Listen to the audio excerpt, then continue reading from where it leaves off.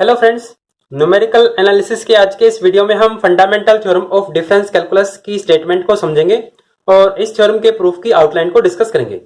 तो फ्रेंड्स, इस थ्योरम की स्टेटमेंट को अच्छे से समझने के लिए हम एक न्यूमेरिकल प्रॉब्लम को सोल्व करते हैं और इस बात को समझते हैं कि इस न्यूमेरिकल प्रॉब्लम को सोल्व करने में फंडामेंटल थ्योरम हमें कैसे हेल्प करती है।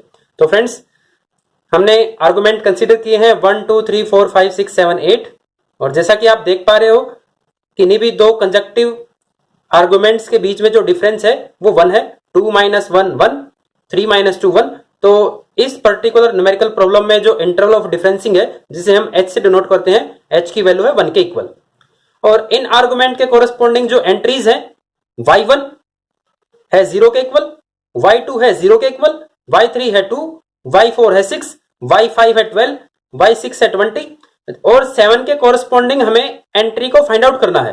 तो एज्यूम कर लेते हैं कि 7 के कोरस्पॉन्डिंग जो एंट्री है वो a है और 8 के कोरस्पॉन्डिंग भी हमें एंट्री को फाइंड आउट करना है। तो एज्यूम कर लेते हैं कि 8 के कोरस्पॉन्डिंग जो एंट्री है वो b है। इन नोटेशंस के बारे में हम न्यूमेरिकल एनालिसिस के फर्स्ट वीडियो में डिस्कस करके आ चुके हैं। तो फ्रेंड्स, इस न्यूमेरिकल को सोल्व करने का मतलब है हमें इन a और b की वैल्यूज को फाइंड आउट करना है। तो a और b की वैल्यूज को फाइंड आउट करने के लिए हम बैकवर्ड डिफरेंस टेबल को कंस्ट्रक्ट करते हैं। तो बैकवर्ड डिफरेंस टेबल को कंस्ट्रक्ट करने के लिए हम सबसे पहले नेबला y2 कैलकुलेट करते हैं। जैसा कि बैकवर्ड डिफरेंस ऑपरेटर वर्क करता है, अगर हमें नेबला y2 को अगर कैलकुलेट करना है तो हमें y2 एंट्री में से y2 से प्रीवियस जो एंट्री है उसको सेपरेट करना होगा और y2 से प्रीवियस एंट्री है y1। तो y2 माइनस y1, y2 है 0, y1 है 0, 0 minus 0 is equal to 0। Similarly हमें नेबला y3 को कैलकुलेट करना होगा। नेबला y3 होगा y3 माइनस y2 और y3 है 2, y2 है 0, तो यहां से 2 माइनस 0 2। तो फ्रेंड्स, आप इस कॉलम को बड़ी इजीली कंस्ट्रक्ट कर सकते हो।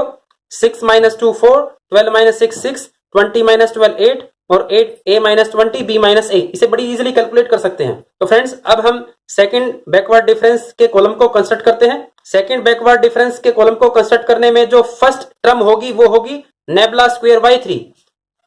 फर्स्ट बैकवर्ड डिफरेंस को कंस्ट्रक्ट करने में जो फर्स्ट टर्म थी वो थी नेबला y2।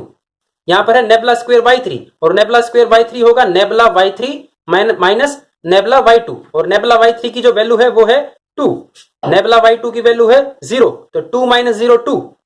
सिमिलरली 4 माइनस 2 2, ये होगा हमारा nebula square y4। Similarly 6 minus 4 2, 8 minus 6 2 और a minus 20 minus 8, a minus 28 और इस क्वांटिटी को भी हमने कैलकुलेट कर लिया b माइनस 2a प्लस 20। और एक बार हम थर्ड बैकवर्ड डिफरेंस के कोरस्पॉन्डिंग कॉलम को और कैलकुलेट करते हैं। जो टर्म्स होंगी वो होंगी 0, 2 माइनस 2 0, इसके मिडल में हम लिखते हैं 2 माइनस 2 0, 2 माइनस 2 0, a माइनस 30 और सिमिलरली आप इसको सोल्व करके लिख सकते हो, ये होगा आपका b minus 3a plus 48। Friends, अब हम fundamental theorem of difference calculus की स्टेटमेंट को समझते हैं और उसके कन्वर्स पार्ट को भी समझते हैं और इस बात को समझते हैं कि अब a और b की वैल्यूज को फाइंड आउट करने में fundamental theorem of difference calculus हमें कैसे हेल्प करती है। तो जो स्टेटमेंट है, पहले हम स्टेटमेंट को समझते हैं फिर इसके कन्वर्स पार्ट को पढ़ेंगे। If fx is a polynomial of nth degree in x, then nth difference of fx are constant and n plus 1th difference are 0।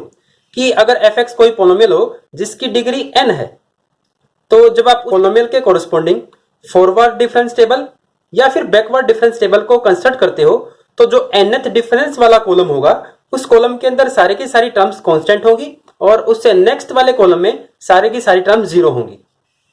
तो फ्रेंड्स, अभी तो हमें इस न्यूमेरिकल प्रॉब्लम में ये जानकारी नहीं थी कि जो ये fx है ये पोलोमियल फंक्शन है या नहीं है। हमें तो केवल आर्गुमेंट्स गिवन थे और आर्गुमेंट के कोरस्पॉन्डिंग एंट्रीज गिवन थी।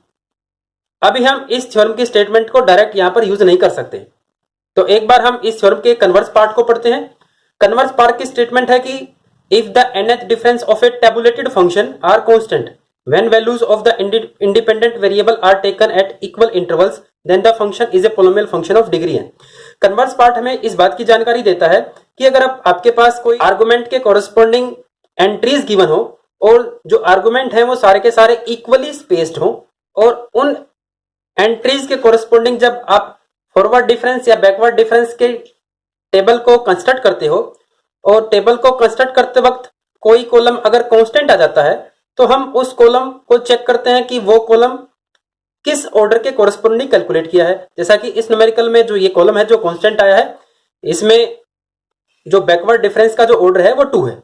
तो ये थ्योरम हमें जानकारी देती है कि जो ये टेबल हमें गिवन थी, जो हमें ये सारी की सारी एंट्रीज गिवन थी, ये 2 डिग्री की पोलोमियल के कोरस्पोंडिंग गिवन थी। तो फ्रेंड्स कन्वर्स पार्ट की हेल्प से हम इस बात को एज्यूम कर सकते हैं कि जो हमें ये टेबल गिवन थी, ये किसी 2 डिग्री की पोलोमियल के कोरस्पोंडिंग हमें टेबल गिवन थी। तो फ्रेंड्स इस बात की हमें जानकारी मिल चुकी है कि जो ये एफ है ये किसी 2 डिग्री की पोलोमियल के कोरस्पोंडिंग इन आर्गुमेंट्स के ऊपर हमें ये वैल्यूज देता है। तो फ्रेंड्स इस बात का मतलब है कि सेकंड जो बैकवर्ड डिफरेंस है इसके अंदर सारी की सारी टर्म्स कांस्टेंट होनी चाहिए, और इससे नेक्स्ट वाले ऑर्डर में जब बैकवर्ड डिफरेंस के कोरस्पोंडिंग जो टर्म्स हो वो सारी की सारी 0 होनी चाहिए। तो हम यहां से a-30 और इस क्वांटिटी को हम 0 के इक्वल पुट करते हैं, और यहां से हम बड़ी इजिली a और b की वैल्यूज को फाइंड आउट कर सकते हैं। ये सिंपल कैलकुलेशन का काम है, इसे हम इजिली सोल्व कर सकते हैं। अब इस थ्योरम की स्टेटमेंट के प्रूफ की आउटलाइन को डिस्कस करते हैं। जैसा कि हमें फ्रेंड्स ये शो करना है कि अगर f(x) n डिग्री की पोलोमियल हो तो जो nth डिफरेंस होगा वो कांस्टेंट होगा। तो हम f(x) n डिग्री की पोलोमियल को अज्यूम करेंगे a0 xn plus a1 xn minus 1। इस तरीके से हम पोलोमियल को अज्यूम करेंगे a2 xn माइनस 2 an, और इसके कोरस्पोंडिंग जब f of x plus h आप कैलकुलेट करोगे तो जहां पर हमने x पुट किया वहां पर सभी जगह x प्लस h पुट हो जाएगा, plus a1 x plus h raise to power n minus 1 plus an। जैसा कि हमें nth डिफरेंस को कांस्टेंट प्रूव करना है तो फर्स्ट इस पोलोमियल के कोरस्पोंडिंग हम फर्स्ट डिफरेंस को कैलकुलेट करते हैं जो कि होगा डेल्टा f ऑफ x, और ये आपका कैलकुलेट होता है f of x plus h minus f of x। तो फ्रेंड्स हम f of x plus h की वैल्यू पुट करेंगे और fx की वैल्यू को पुट करेंगे। तो जब हम इन दोनों में इन दोनों वैल्यूज को पुट करेंगे तो हम देख पा रहे हैं इन दोनों टर्म्स में a0 कॉमन आ जाता है, और जो अंदर टर्म बचती है x plus h raise to power n minus x की पावर n, और a1 कॉमन आ जाता है, फिर से एक टर्म बचेगी। अब एक बार इसको ऑब्जर्व करते हैं x plus h raise to power n minus n, इसको जब आप बाइनोमियल एक्सपेंशन से ओपन करोगे तो x raise to power n दोनों टर्म से कैंसिल आउट हो जाएगा। तो जो सारी की सारी टर्म्स बचेंगी उसमें जो हाईएस्ट डिग्री होगी वो x raise to power n minus 1 होगी। तो इस बात का मतलब है फ्रेंड्स जब हमने इस पोलोमियल के कोरस्पोंडिंग फर्स्ट ऑर्डर का जब फॉरवर्ड डिफरेंस कैलकुलेट किया तो जो नई पोलोमियल आएगी उसकी जो डिग्री होगी वो n से 1 कम होगी। तो फ्रेंड्स ये सारा का सारा कैलकुलेशन का काम है, इसे आप बड़ी इजीली कैलकुलेट कर सकते हो। तो जब आप इस पोलोमियल के कोरस्पोंडिंग सेकंड ऑर्डर का फॉरवर्ड डिफरेंस कैलकुलेट करोगे तो जो पोलोमियल आएगी उसकी डिग्री इस n-1 से 1 कम होगी, तो उसकी डिग्री होगी n-2। तो आप समझ पा रहे हो जैसे जैसे हम फॉरवर्ड डिफरेंस के ऑर्डर को बढ़ाते जाने लग रहे हैं पोलोमियल की जो डिग्री है वो कम होती जाने लग रही है।